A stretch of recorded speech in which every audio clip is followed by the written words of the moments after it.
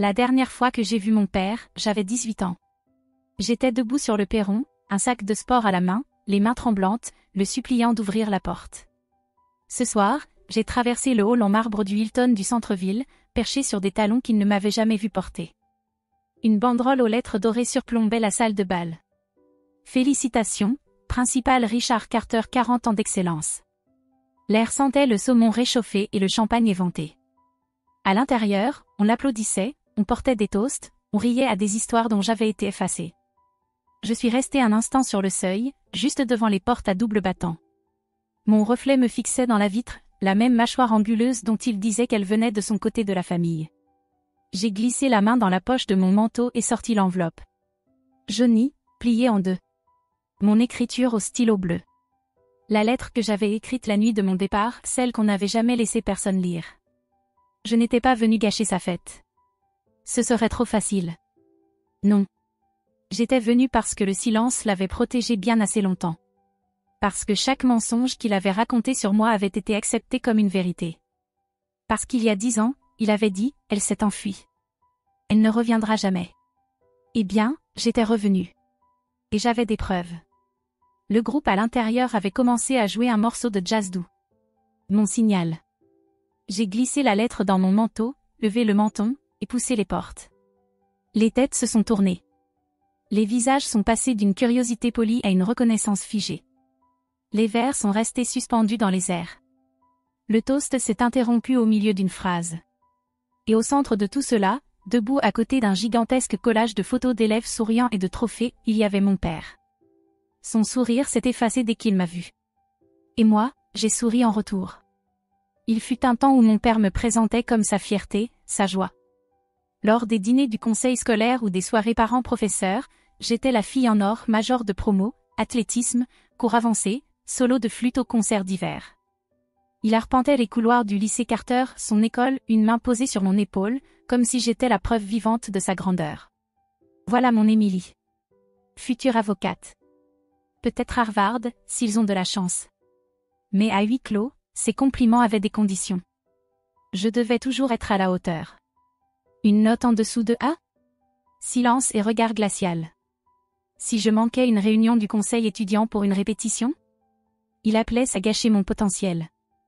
L'année de mes 17 ans, j'ai commencé à écrire des pièces en secret, de petites scènes, la plupart sur des mères qui partent et des filles qui restent. Un jour, ma professeure de théâtre a inscrit l'une de mes scènes à un concours régional, sans me le dire. J'ai gagné. Juillard m'a envoyé un courriel, bourse complète pour leur programme estival intensif. J'ai attendu 2 jours avant de le dire à mon père. Je voulais choisir les mots justes. On était à table, en train de manger des spaghettis.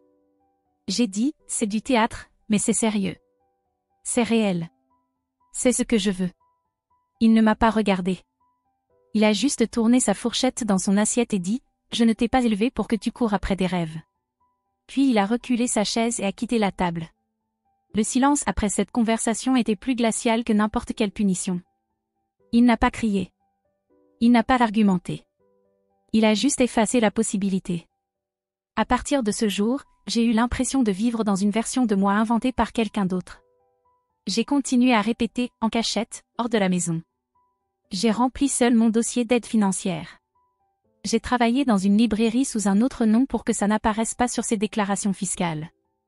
Au printemps de terminale, j'avais déjà ma chambre universitaire attribuée à New York et mon billet de train. Je lui ai laissé une lettre, une page, écrite à la main. Je t'aime. J'ai besoin d'espace pour réfléchir. Je reviendrai un jour. Je pensais que ce serait suffisant. Je pensais qu'il serait en colère, peut-être même inquiet. Mais je n'aurais jamais imaginé que cet homme, celui qui applaudissait le plus fort à mes concerts, choisirait de brûler le pont tout entier plutôt que de faire un pas vers moi. Je suis revenue le dimanche après-midi, comme je l'avais promis. Le trajet en train était calme. Je n'arrêtais pas d'imaginer son visage, peut-être inquiet, peut-être adouci par la distance. Je répétais ce que je voulais dire, je suis désolée de t'avoir fait peur. J'avais juste besoin de respirer. Mais je n'abandonne pas. Mais quand je suis arrivée sur le perron, ma clé ne tournait plus dans la serrure. Au début, j'ai cru qu'elle était coincée. J'ai insisté, recommencé. Puis j'ai remarqué que la lumière du porche était éteinte. Elle était toujours allumée quand quelqu'un était à la maison. J'ai sonné. J'ai frappé. J'ai attendu. Rien. J'ai appelé son téléphone, messagerie directe. Puis j'ai essayé celui de maman. Aussi hors service. C'est alors que j'ai regardé sur la droite et que je l'ai vue. Ma valise, posée bien droite à côté de la balançoire du Porsche. Fermée. Étiquetée. Comme un don oublié. Au-dessus, un sac en plastique contenant mon acte de naissance, ma carte de sécurité sociale et un post-it jaune. Tu as fait ton choix. Bonne chance. Mes mains sont devenues glacées. Je me suis assise sur les marches pendant des heures. Je n'arrivais pas à détourner les yeux de la porte, comme si, en clignant des yeux, elle allait s'ouvrir. Elle ne s'est jamais ouverte. Les voisins sont passés avec leurs chiens, et j'ai vu dans leur regard de la pitié, du dégoût, une confirmation. Ils savaient. 2 jours plus tard, j'ai atterri sur le canapé de mon amie Léa et je me suis connectée à Facebook. Et c'était là. Une publication de ma tante, postée le jour même de mon départ. Priez pour notre famille. Émilie s'est enfuie. Elle a laissé une lettre haineuse et nous craignons qu'elle soit avec quelqu'un de dangereux. Les commentaires n'en finissaient pas. Tellement désolée. Je prie pour vous. Elle a toujours semblé troublée. C'est jeune, aujourd'hui. Il avait fait croire que j'étais partie avec un homme plus âgé. Que j'étais partie dans la colère. Que j'étais instable. Ma mère a bloqué mon numéro. Ma prof de théâtre a cessé de répondre à mes mails. Une semaine plus tard, mon admission à l'université a été annulée après que mon relevé de notes a été marqué comme « incomplet ». Je n'avais pas seulement été abandonnée. J'avais été effacée. Et personne, pas une seule personne qui se disait de ma famille, ne m'a jamais demandé ce qui s'était réellement passé. La première nuit sur le canapé de Léa, j'ai pleuré dans un sweatshirt que j'utilisais comme oreiller. La 3e nuit, j'ai appris à pleurer sans faire de bruit. J'ai trouvé un job de serveuse dans un dîner ouvert 24h24 sur la 6e avenue, surtout de nuit. Le genre d'endroit où le café ne manque jamais et où personne ne te demande pourquoi tes yeux sont gonflés. J'ai frotté les sols. Pris des doubles shifts. Et je me suis inscrite à des cours du soir au Community College avec un plan de paiement. Pas de famille. Pas de FAFSA. Aucun soutien. Juste moi, un vieil ordinateur portable, et un compte bancaire qui ne dépassait jamais les $50 plus de 2 jours d'affilée. Je faisais profil bas.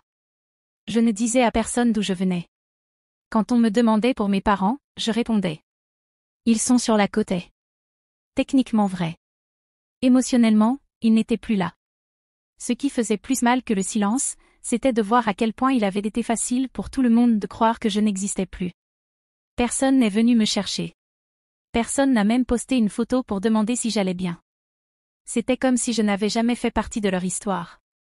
Mais petit à petit, j'ai reconstruit quelque chose. J'ai pris des cours de théâtre le soir. Je faisais la régie lumière le week-end pour des spectacles off-Broadway. Un jour, quelqu'un a lu un monologue que j'avais écrit et a dit « Ce n'est pas juste bon. C'est toi. » J'ai écrit un one-woman show intitulé Héritage. Ça parlait d'une fille effacée par sa propre famille. Il a été joué 3 soirs dans un petit théâtre noir à Brooklyn. Seulement 10 personnes sont venues, mais l'une d'elles était une chroniqueuse du New York Times, qui travaillait sur un article à propos des ruptures familiales. Elle m'a demandé une interview. J'ai dit oui. L'article s'intitulait « Ce que nous laissons derrière nous quand nous quittons la maison ». Le nom de mon père n'a jamais été mentionné.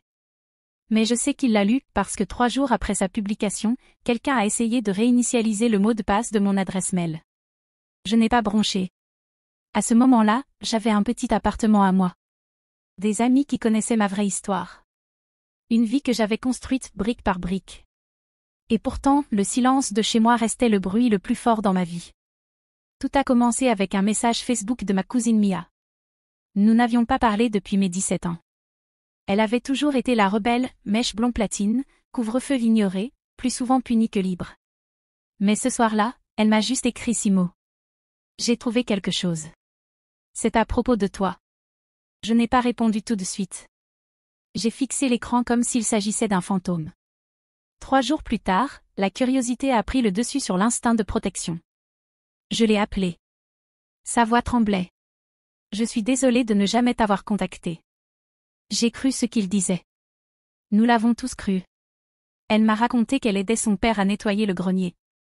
des boîtes de vieilles déclarations d'impôts, des décorations de Noël moisies, des affaires de quand sa mère était institutrice en maternelle. Au fond d'une boîte, dans un sac Ziploc, il y avait une enveloppe scellée. Il y avait mon nom dessus. Mon écriture. Encre bleue.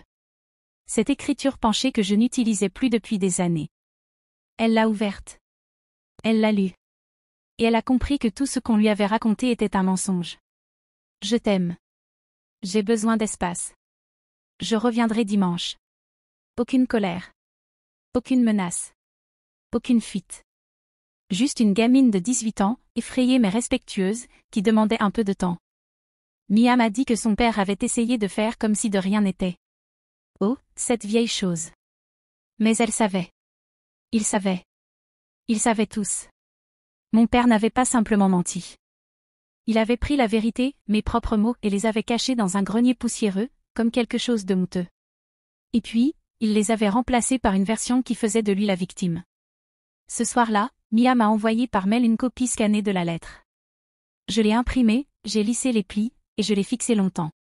C'était comme retrouver la dernière pièce d'un puzzle qu'on m'avait manipulé à oublier. Peu de temps après, l'invitation à la fête de départ à la retraite a commencé à circuler sur les réseaux.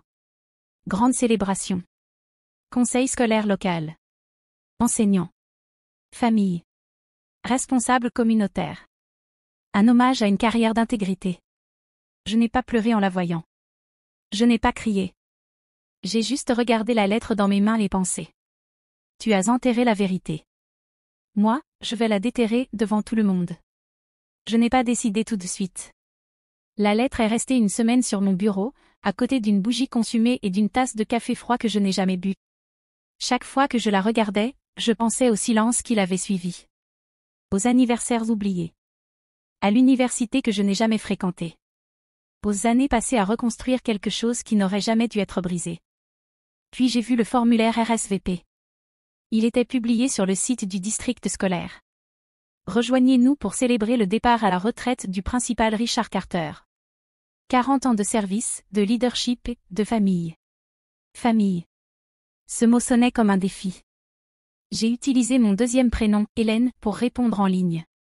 Un invité. Pas de préférence de repas. Pas d'accompagnant. Je n'avais pas besoin de renfort. J'avais la vérité. J'ai réservé un vol, emprunté un blazer à une amie, et j'ai emporté 2 choses. La copie imprimée de ma lettre, et un article que j'avais publié dans The New Yorker l'année dernière. Je n'ai pas répété de discours. Ce n'était pas une vengeance, ni un numéro. C'était la réalité, brute, sans phare, indiscutable. Il avait construit sa carrière sur la discipline et l'image, à façonner les enfants des autres. Il était l'homme aux poignées de main, aux clipoards et aux panneaux d'affichage remplis de visages souriants. Mais il avait laissé une photo de côté. Je n'allais pas crier. Je n'allais pas pleurer. J'allais simplement entrer, le regarder dans les yeux, et rappeler à tout le monde dans cette pièce. On ne réécrit pas l'histoire simplement parce qu'on est le seul encore debout pour la raconter. Je n'avais pas vu ma mère depuis plus de 10 ans. Pas depuis cette nuit où j'étais restée sur notre porche, les mains tremblantes et les yeux gonflés de larmes, à la supplier d'ouvrir la porte. Elle ne l'avait pas fait. Mais 2 heures avant le gala, j'étais de retour là-bas. Même porche. Même marche d'entrée. La peinture s'écaillait maintenant. Les buissons étaient envahis. Le vent portait l'odeur du dîner de quelqu'un d'autre. J'ai sonné. Pas de réponse. J'allais partir quand la porte s'est entr'ouverte. Elle avait vieilli. Amaigrie. Plus grise. Ses épaules voûtées, comme si la vie l'avait écrasée pendant des années. Ses yeux se sont posés sur moi. Et, l'espace d'un instant, j'ai vu quelque chose vaciller, la reconnaissance. La culpabilité. Le soulagement. Elle a murmuré. Émilie.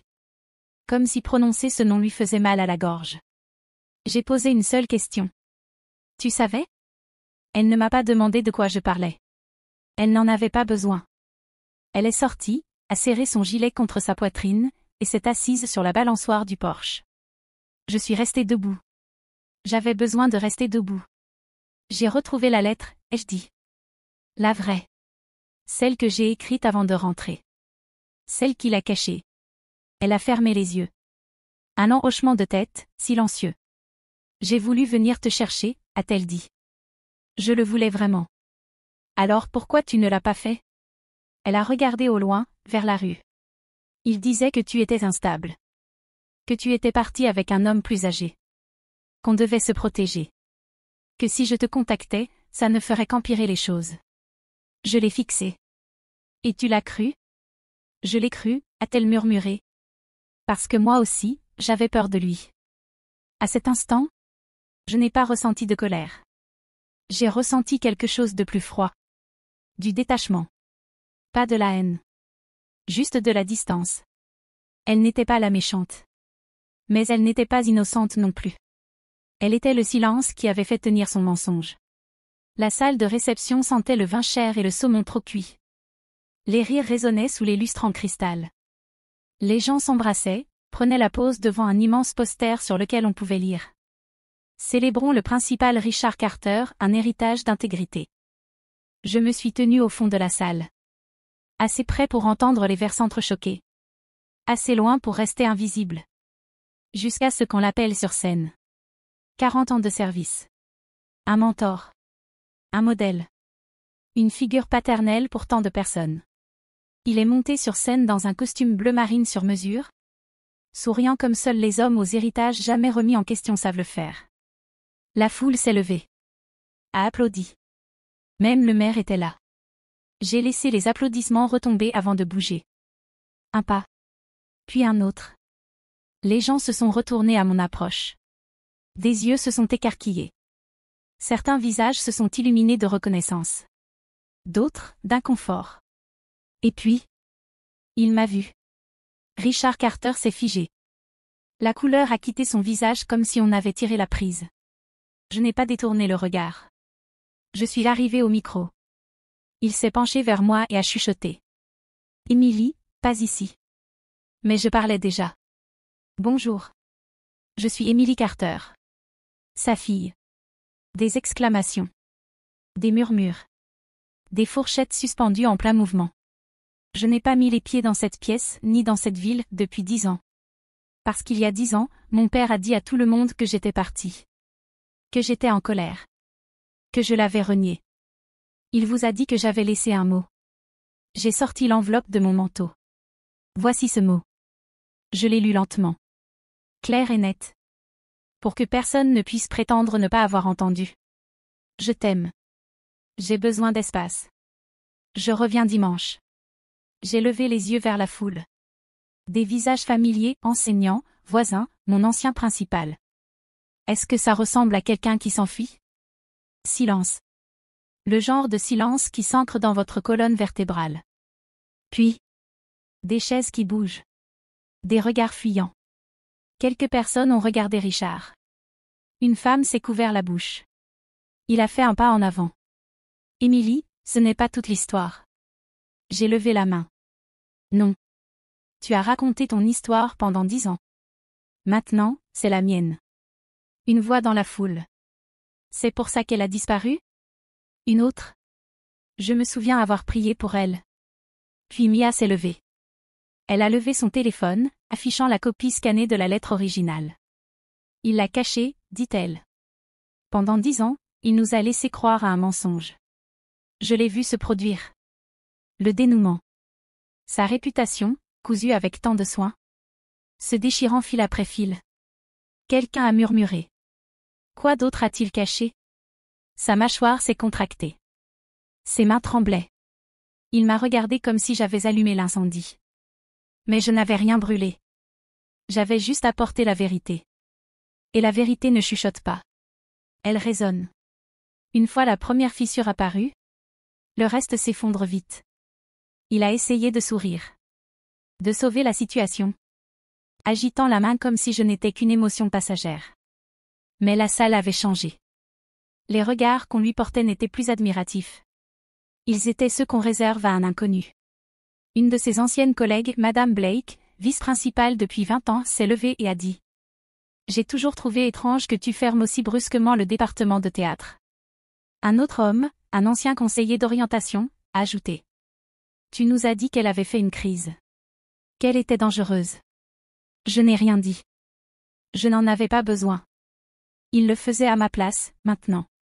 Même le directeur de l'éducation, celui qui venait de porter un toast en son honneur 10 minutes plus tôt, s'est éloigné du podium, bras croisés. Lui non plus ne souriait plus. Puis quelqu'un, au fond de la salle, a dit « Assez fort pour que tout le monde entende. Tu l'as fait disparaître pour protéger ton image. » Mon père n'a pas répondu. Il a regardé autour de la pièce et a vu que l'empire qu'il avait construit n'était pas fait de briques, mais de foi empruntée. Et la foi, une fois fissurée, ne tient pas. Il s'est enfin éloigné du micro. Sans excuse. Sans explication. Juste un repli silencieux vers sa table. Où même ma mère a refusé de croiser son regard.